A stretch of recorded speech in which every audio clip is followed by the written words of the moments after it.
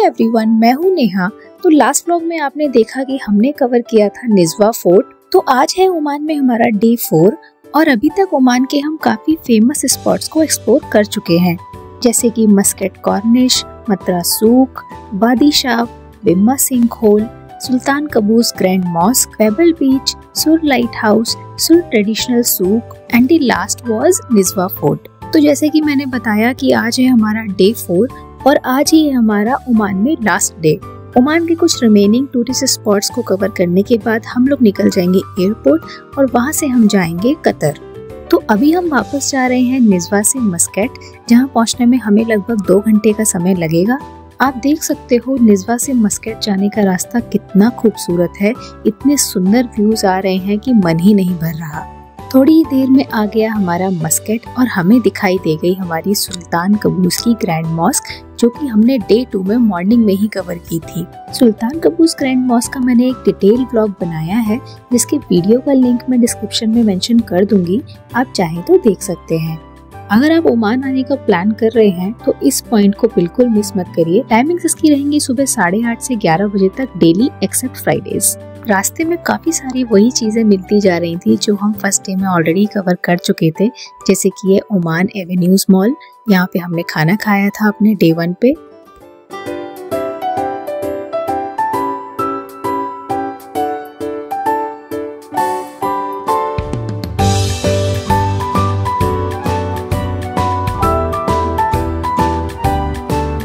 अब हम सिटी के और अंदर आ गए हैं।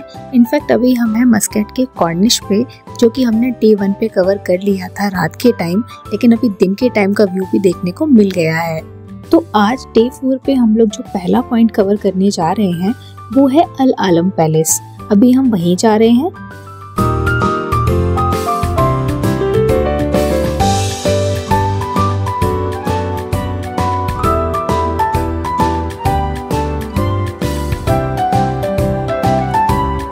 तो ये लीजिए, हम फाइनली आ गए हैं अल आलम के पैलेस पे। वो सामने जो दिखाई दे रहा है वही है वो पैलेस। यहाँ पर आप देख सकते हो कि अभी कंस्ट्रक्शन का कुछ काम चल रहा है। चलिए आगे बढ़कर देखते हैं। तो गाइज, ये है अल आलम पैलेस, जिसे सुल्तान का सेरेमोनियल पैलेस माना जाता है। इस पैलेस को पहली बार 1972 में रीबिल्ड किया गया था और इसका आर्किटेक्चर एकदम यूनिक है। ब्लू गोल्ड फसाड, लॉन्ग कॉलोनेड्स और बिल्कुल रॉयल सिमेट्री। पैलेस के सामने एक ह्यूज ओपन कोर्टयार्ड है जहां टूरिस्ट वॉक कर सकते हैं, लेकिन याद रहे पैलेस के अंदर एंट्री अलाउड नहीं होती, सिर्फ बाहर से ही एडमायर कर सकते हो। इस ओपन कोर्टयार्ड या फिर ये पूरे कैंपस को आप कह सकते हो अल आलम पैलेस स्क्वायर। ये ओपन स्पेस हमेशा क्लीन, पीसफुल और सिमेट्री से भरपूर होता है। It is a perfect spot for wide angle shots specifically. वैसे अल आलम पैलेस का मीनिंग होता है फ्लैग पैलेस। ये मस्कट का ऑफिशियल स्टेट पैलेस है, जहाँ सुल्तान इंटरनेशनल डिग्नेटरीज को वेलकम करते हैं। इसके आसपास का पूरा area old Muscat, Oman's government ministries का मेन ब्लॉक है। तो गाइज, ये था अल आलम पैलेस जो हमने अभी एक्सप्लोर किया। आप ये आसपास देख सकते हो, ये पूरा ओमान के गवर्नमेंट मिनिस्ट्रीज के ऑफिसेज हैं। तो फाइनली हो गया है अब यहाँ से भी निकलने का टाइम। अब हमें कवर करना है हमारा नेक्स्ट पॉइंट, जो कि रहेगा मत्रा फोर्ट। कहते हैं मस्कट का एक हिस्टोरिकल जेम है मत्रा फोर्ट, जो मत्रा कॉर्निश के ऊपर एक स्टीप हिल पर बना हुआ है। चलिए चल के देखते हैं।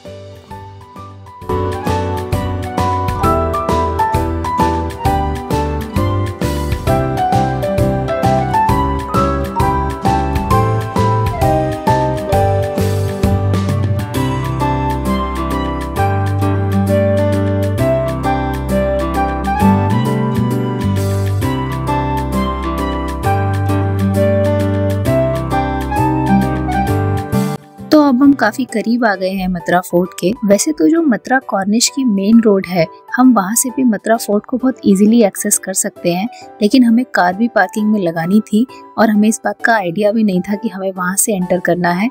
हमने गूगल मैप में जब उसका एड्रेस डाला तो गूगल हमें काफी घुमा के मत्रा फोर्ट की साइड में ले गया। अगर हम डायरेक्ट मस्कट कॉर्निश की साइड से आते तो हार्डली हमें 1 मिनट का वॉकिंग डिस्टेंस लगता, लेकिन क्योंकि हम कार से आए थे और गूगल हमें घुमा के ले गया था, तो हमने लगभग 8 किलोमीटर का रास्ता बेफालतू में ही तय किया। तो ये है मत्रा फोर्ट का पार्किंग एरिया और जो आप ऊपर देख रहे हैं वो है हमारा मत्रा फोर्ट। अभी हमें ये स्टेयर्स क्रॉस करके वहीं पर जाना है। अगर आप भी मथुरा फोर्ट आ रहे हैं तो कार कॉर्निश रोड पे ही पार्क कर दें और एक नैरो रोड के रास्ते से हिल के बेस पर आ जाएं। वहीं पे आपको मथुरा फोर्ट का एंट्रेंस मिल जाएगा। तो फोर्ट के अंदर जाने के लिए थोड़े स्टेप्स चढ़ने पड़ते हैं। स्टेयर्स काफी स्टीप है लेकिन सेफ और वेल मेंटेन है। ये क्लाइंब शॉट है लेकिन जैसे जैसे ऊपर आप बढ़ते हो मथुरा कॉर्निश का व्यू और भी खूबसूरत होता जाता है। ये फोर्ट 1580s में पोर्तुगीज लोगों ने बनाया था जब वो इस कोस्ट पर अपना कंट्रोल मजबूत कर रहे थे। ये फोर्ट उस पोर्तुगीज एरा का स्ट्रेटेजिक डिफेंस पॉइंट था। उनका मेन एम था मस्केट का हार्बर, ट्रेडिंग शिप्स और सी रूट्स को कंट्रोल करना। फोर्ट को हिल साइड पर इस तरह से पोजीशन किया गया था कि यहाँ से पूरे कोस्ट लाइन का 360 डिग्री सर्वेलेंस पॉसिबल हो। अंदर एंट्री करते ही सबसे पहले नजर पड़ती है इसके स्टोन आर्किटेक्चर पर। Thick limestone walls, small arched gateways और Portuguese military style watch towers.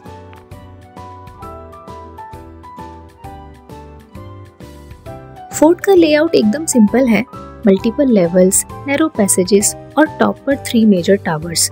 ये टावर सेंचुरीज पहले लुकआउट पॉइंट्स थे जहां से अप्रोचिंग शिप्स को मॉनिटर किया जाता था।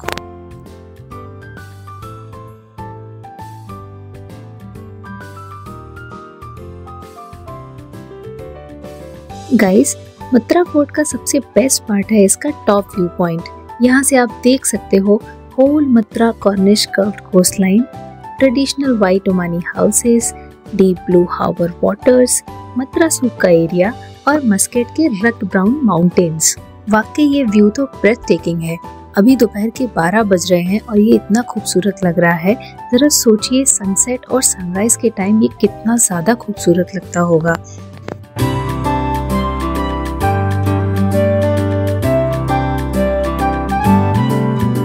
फोर्ट के अंदर कुछ रिकंस्ट्रक्टेड सेक्शंस भी हैं जहां पुराने कैनन्स, गार्ड पॉइंट्स और फोर्टिफाइड विंडोज दिखते हैं।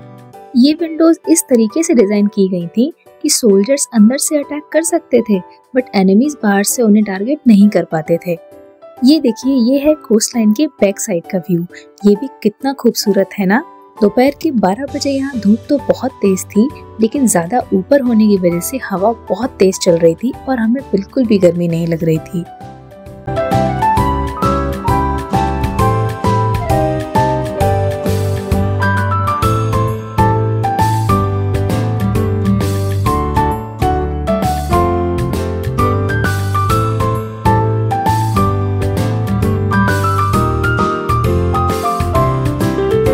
तो यार, निज़वा फोर्ट की तरह यहाँ पर बड़े बड़े रूम्स या कोर्टयार्ड आपको नहीं मिलेंगे। इनफैक्ट इस फोर्ट को भी ओमानी गवर्नमेंट ने अभी रिसेंट ईयर्स में ही रिस्टोर किया है। आज की डेट में ये एक हिस्टोरिकल अट्रैक्शन के साथ साथ मस्केट की हेरिटेज आइडेंटिटी का इम्पोर्टेंट पार्ट है। रेस्टोरेशन के बाद यहाँ नाइट लाइटिंग भी इंस्टॉल की गई थी जिससे कॉर्निश से फोर्ट गोल्डन ग्लो में चमकता है। तो यार, हमने ऐसे कवर किया मथुरा फोर्ट। आपको कैसा लगा कमेंट में जरूर बताइएगा। इसी के साथ हमने अपने ओमान के आखिरी दिन में 2 पॉइंट्स और कवर कर लिए। अब हो गया है यहाँ से निकलने का टाइम और हम लोगों को जाना है एयरपोर्ट।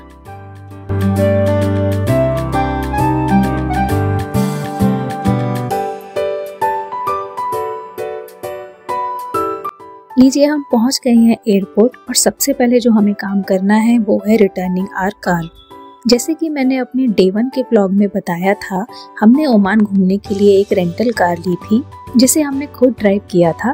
इसके लिए हमें इंटरनेशनल ड्राइविंग लाइसेंस की जरूरत पड़ी थी। तो कार रिटर्न करके सारी फॉर्मेलिटीज पूरी करके हम लोग आ गए एयरपोर्ट के कैंपस में। अब बहुत तेज भूख भी लग गई थी क्योंकि दोपहर के बज गए थे 3 और इतनी भागम भाग में हमें कुछ भी खाने का वक्त नहीं मिला था।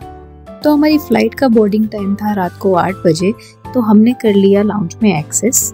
गाइस, ओमान एयरपोर्ट पे ये जो प्राइम क्लास लाउंज था ये लिटरली बहुत ही अच्छा था। टेस्टी खाने के अलावा यहाँ पर और भी बहुत सारी सर्विसेज थी जो हमें बहुत ही अच्छी लगी। जैसे कि मैं आपको पहले भी बता चुकी हूँ, ओमान में आपको खाने पीने की कोई दिक्कत नहीं आएगी। चाहे आप वेज हैं या नॉन वेज, आपको यहाँ खाने की कोई परेशानी नहीं होगी। यहाँ पे बहुत टेस्टी खाना मिलेगा, वो भी इंडियन टच के साथ।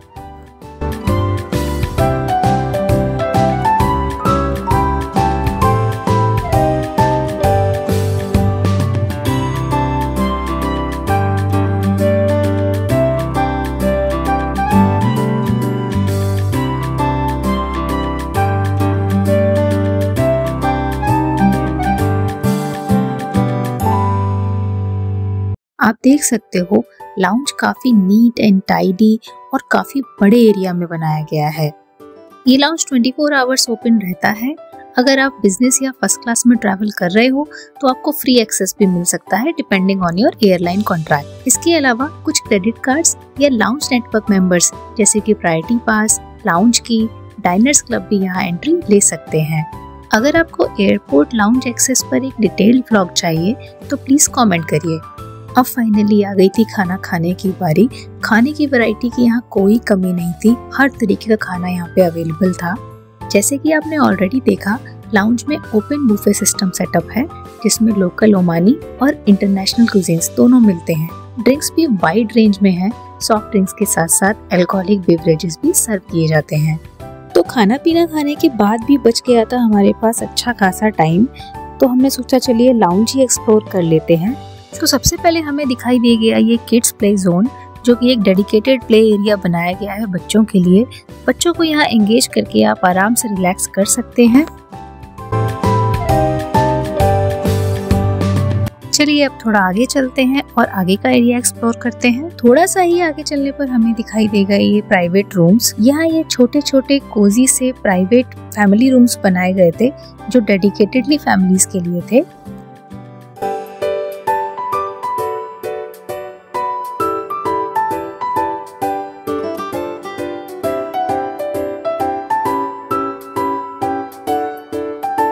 Do you know this lounge area is very large, around 3000 metre square, और इसके अंदर लगभग 400 सीट्स की कैपेसिटी है।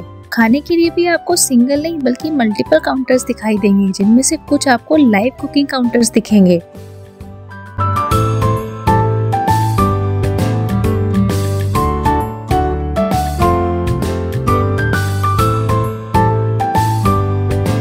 इस लाउंज को डिवाइड किया गया है मल्टीपल जोन्स में और हर जोन का अपना एक डिफरेंट पर्पस है।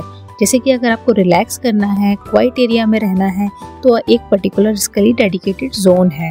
अगर आपको एंटरटेनमेंट चाहिए या फिर फैमिली रिलेटेड डेडिकेटेड एरियाज चाहिए तो उनके जोन्स अलग हैं। ये देखिए, ये है सिनेमा, जिसे आप साइलेंट सिनेमा रूम भी कह सकते हैं। Basically there is a cinema room where movies are played and often they use wireless headphones to keep the area quiet. है ना कितना सिस्टमैटिक। फिर आता है गेम जोन यानी कि sports zone. It is very nice for both kids and adults. बच्चों और बड़ों दोनों के लिए यहाँ पे खेलने के लिए बहुत सारे आइटम्स आपको दिख जाएंगे। यहाँ पर आपको शार रूम भी मिलेगा जहाँ पर आप फ्रेशन अप हो सकते हैं। इसके अलावा प्रेयर एरिया भी है जो कि डेडिकेटेडली बनाया गया है। यहाँ पर लग्जरी प्लस कंफर्ट दोनों का बहुत अच्छा ध्यान रखा गया है। मसाज चेयर्स और यहाँ पर स्पा भी आपको अवेलेबल हो जाता है। So it's not just a functional lounge but a place to rest, refresh and feel pampered as well. तो यार फाइनली हो गया था हमारा बोर्डिंग टाइम। लाउंज का एक्सपीरियंस तो हमारा लिटरली बहुत ही अच्छा रहा।